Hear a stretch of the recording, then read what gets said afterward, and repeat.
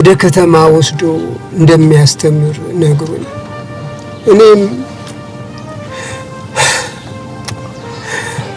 እኔም አቅም አንሶኝ ለትምህርት ደርሶ ቤት የተቀመጠ ልጅ እንዳለኝ ነገርኩት።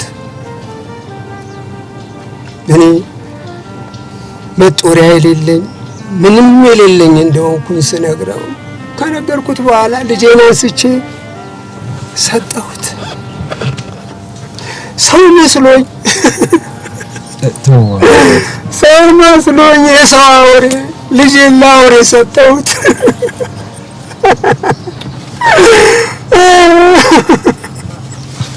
እሺ ከዛስ ምን ተፈጠረ? ከዛማ እንደሚረዳኝ ነግሮኝ ልጄን ሰጠሁት። ከዛሬ ነገ ልጄን ከሰጠሁት በኋላ ይደውላል ብዬ ብጠብቅ አይደውልም። ባስ ሲለኝ ምናልባት ስልኬን ጠፍቶበት ይሆናል ብዬ በ5 ካርድ ገዝቼ ደወልኩለት።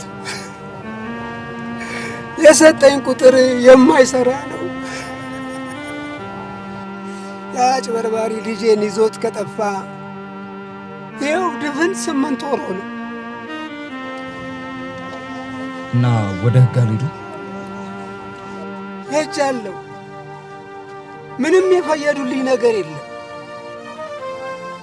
ሁሌም አልተገኘም ነው የሚሉኝ። እሺ እንደው የሰውየው ፎቶ ወይ ደግሞ ማስታወሻ ይሆናል የሚሉት ነገር አለ? የያዙት ማስረጃ አለኝ።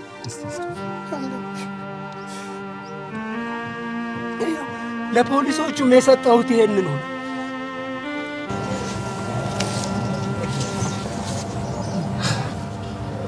ይሄ ነው ሰውየው።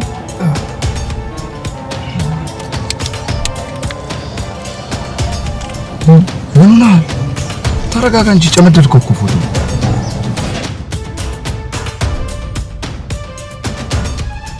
የሰረቀባቸውን ልጅ ለሽማግሌው ማስመለስ ባልችልም የሰረቀባቸውን ወንጀለኛ ግን አፍንጫውን ይዤ ለህግ እንደማቀርበው እርግጠኛ ነኝ።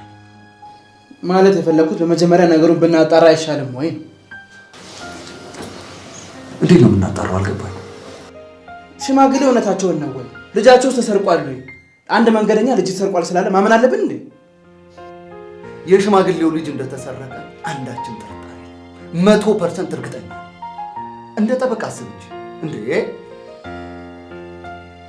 ቆይ አንተ በምን እርግጠኛ ሆንክ? እንዴት እርግጠኛ አልሆንም? እኚህን የሚያክሉ አዛውንት ሰውዬ እንደ ህፃን ልጅ ስቅስቅ ብለው ተንበርክከው እያለቀሱ ልጄን የህግ ያለህ እያሉ እየለመኑ ተው እንጂ ቶማስ፣ እንዴ ምን ሆነሃል? እንደ ጠበቃ አስብ እንጂ። ለምን ሊዋሹ ይችላሉ? ምን ይታወቃል? በዚህ ጊዜ እኮ ትንሹም ትልቁም ተዋናይ ሰው ነው። ምናልባት እያስመሰለው ወይም በምን ያውቃል? እኚህ አዛውንት ፊልም ተዋናይ ወይ ደግሞ ፕራንክ ምናምን የሚሰሩ ሰው አይደሉም። የተበደሉ ሰው ናቸው። ፊታቸው ላይ ያስታውቃል። ቆይ እስኪ ተስፋው ምን መሰለህ አትበል። ስለምን ሲሉ መዋሸትን ይፈልጋሉ። በምን እርግጠኛ ሆነ የእሳቸው ልጅ አይደለም አልተሰረቀም አልክ? አላቅም። ብቻ ነገሩን አራርቆ ማየትና አርቆ ማሰብ ሲያስፈልገን አይቀርም። እርግጠኛ ያልሆንክበት ነገር ላይ አትጠራጠራ። ለመጠራጠርም እኮ ትንሽ ምክንያት ያስፈልጋል። ምክንያት አለ የለህም? እሺ ቆይ ሽማግሌ የሚሉት ነገር እውነት ነው እንበል። ልጃቸው ተሰርቆ ከሆነ እኮ ይሄ ነገር በእውነትም የተቀነባበረና የተዘጋጀበት ነገር ነው ማለት ነው። ይሄ ደግሞ ለህይወታችን የሚያሰጋ ነገር አለ ምን? እውነትህን ነው ቶማስ። እኔ እናንተ እኮ ችግር ውስጥ የሚከት ጥብቅና ስንቆም ወይም ችግር ሲያጋጥመን ይሄ መጀመሪያችን አይደለም። ብዙ ችግሮችና ብዙ ኬዞችን ተጋፍጠናል። በደንብ አዳምጥ። እኔ ህዝቤና ሀገሬን ላገለግል ነው በታማኝነት ይህን ስራ የጀመርኩት። ስለዚህ በፍጹም ወደ ኋላ መመለስ አልፈልግም። እውነታው እስኪወጣ ድረስ በነፃም ቢሆን እታገላለሁ። እንደፈለክ ማሰብ ትችላለህ። እኔ ግን ምንም የተዋጠልኝ ነገር እንዲዋጥልህ የጀመርከውን ቢራ በደንብ ጠጣው። ፍርሃትህን ለራስ ያዘው። እኔ ተስፋሁን ግን ላመንኩበትና ለተማርኩበት ጥብቅና እስከ ጥግ ድረስ ቆማለሁ።